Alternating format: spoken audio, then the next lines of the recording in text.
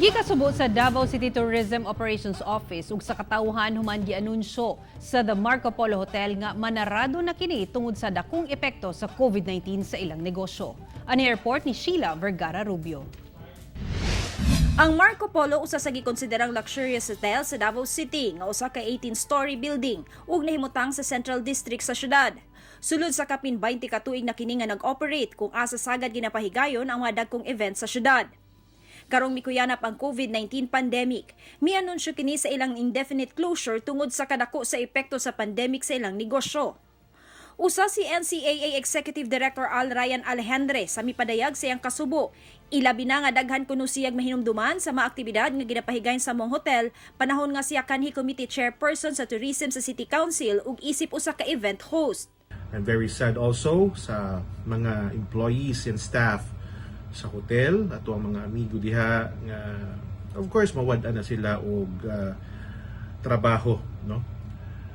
And ang Marco Polo Hotel isa sa mga ipanghambog nato na hotel sa Dakbayan sa Davao.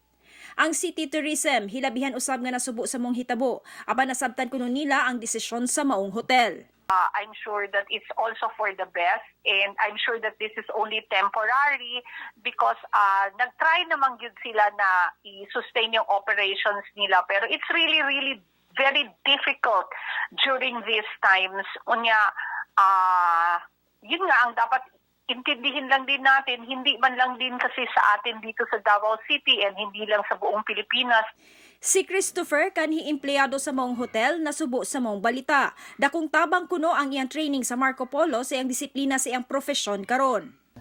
Dako pero pasalamat ani na kumpanya because bukod sa natagaan ko trabaho, nag-improve akong skill sa customer relations o nagamit na ko siya until karon sa current na akong trabaho. And hopefully after this pandemic, maka-recover sila, maka-operate balik because as far as I know, Marco Polo Hotel is one of the best hotels sa akong experience. Siguro kung ano man yung naging desisyon ng management, I'm sure ginawa nila yon para for the best sa mga employees nila. So I'm forever grateful na naging part ng Marco Polo team. And I just hope, malay natin, di ba, soon, baka magre-reopen din soon ang Marco Polo. Ako si Sheila Vergara Rubio para sa One Mindanao.